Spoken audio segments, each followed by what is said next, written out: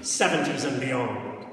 When my father retired in the late 1980s, just to remind you of this, Waterford Crystal was the most successful company in Ireland and the world's largest manufacturer of high-quality crystal.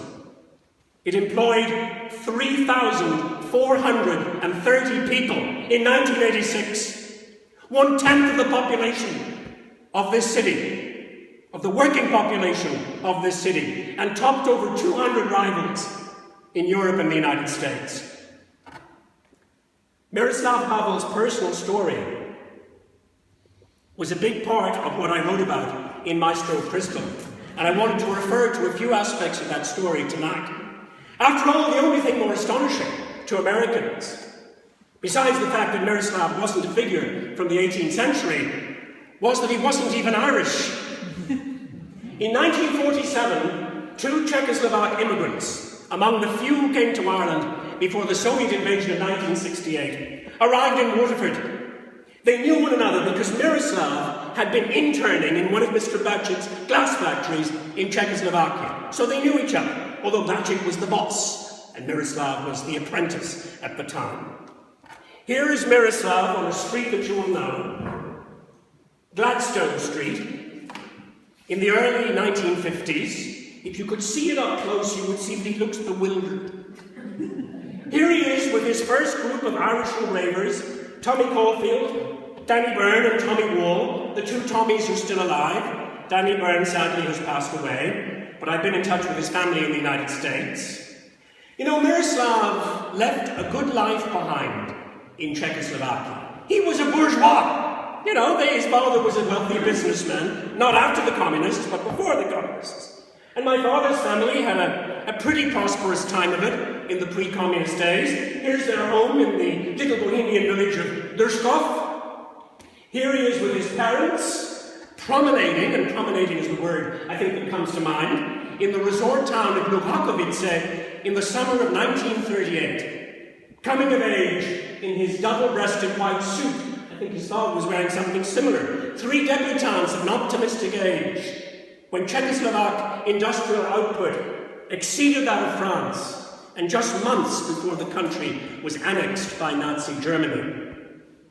Remember Neville Chamberlain's comment about the Czechs, a faraway people of whom we know nothing. I don't know what he was suggesting, but it seems to me that the Havel family was pretty happy in 1938 before Hitler arrived. Here he is, part of his happy upbringing. This picture shows him on his cross-country skis at the age of 18. He never did this in Ireland. He had some experience of Nazi oppression, and an explosion in a mine where he was working destroyed the hearing in his left ear and left him with a strong Czech accent, even after 61 years living in Ireland. If you ever had talked to him or heard him, you would have been reminded of Pope John Paul II speaking English, because he was born about 60 miles south of where Pope John Paul II was born in Poland. Because of his hearing disability, he never could use the telephone properly, and he got into the habit of writing long poetic letters to describe, for his mother, for example, the details of his daily life in Ireland, and I was able to get a number of those letters translated for the book. Under pressure from the local priests in Waterford, who were always afraid of communist influence, especially because Bacik and Havel came from exactly the kind of ungodly, faraway place that Chamberlain was talking about, he converted to Catholicism in order to marry Betty. And he was baptized into the Catholic faith at 35 years of age and confirmed at 36 years of age. And he took the confirmation name of Patrick, Miroslav Patrick Havel, because the local Waterford bishop couldn't pronounce his preferred name, which was Bohomil, meaning child of God, and the bishop said, I'm not using that, you'll be Patrick.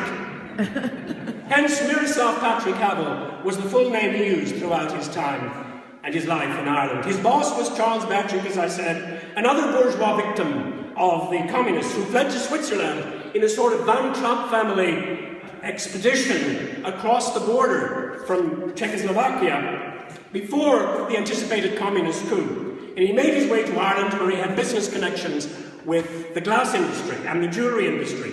Bacik wanted to set up a factory in Carlow, because it reminded him of the name Karlov, which was the town in Czechoslovakia where he had his biggest factory. But Mr. McGrath told him, or Bernard Fitzpatrick told him, because Bernard Fitzpatrick came before Mr. McGrath in the cycle of friends that he had based in Ireland, that Waterford had the old glass-making tradition, not Carlow. Carlow was farming country, and that was the end of that great product, Carlow crystal. By the way, I was reminded of this kind of place name association recently when I read that detective story writer Ruth Rendell, who's just died, had enjoyed a lovely holiday in the southeast of Ireland. And while she was here, she decided she would call her famous detective character Chief Inspector Reginald Waterford. And then she thought that the letter X in the name of the county just to the east of here seemed more intriguing. And so she created instead the character of Chief Inspector Reginald Wexford.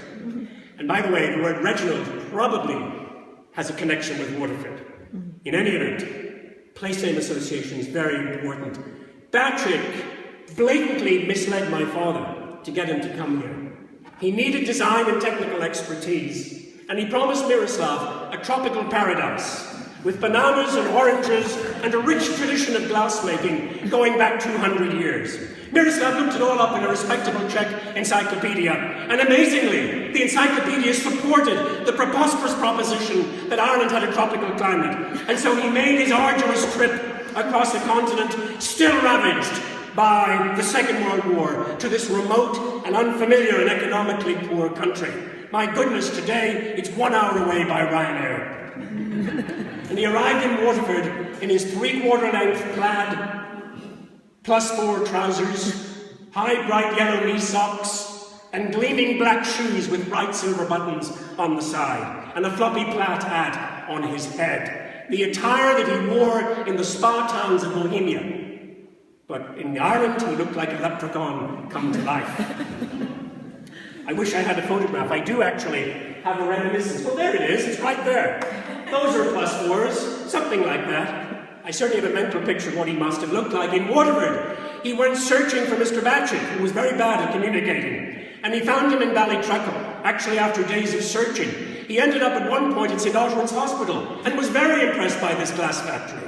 But the 6'7" Batchett was sitting actually in a tiny builder's shed, in a field, a muddy field in Ballytruckle, staring at plans for a new small glass factory that would make beer glasses for Waterford pubs. There was no glass factory, of course. How many people, said Miroslav, are working at your famous glass factory, Mr. Patrick?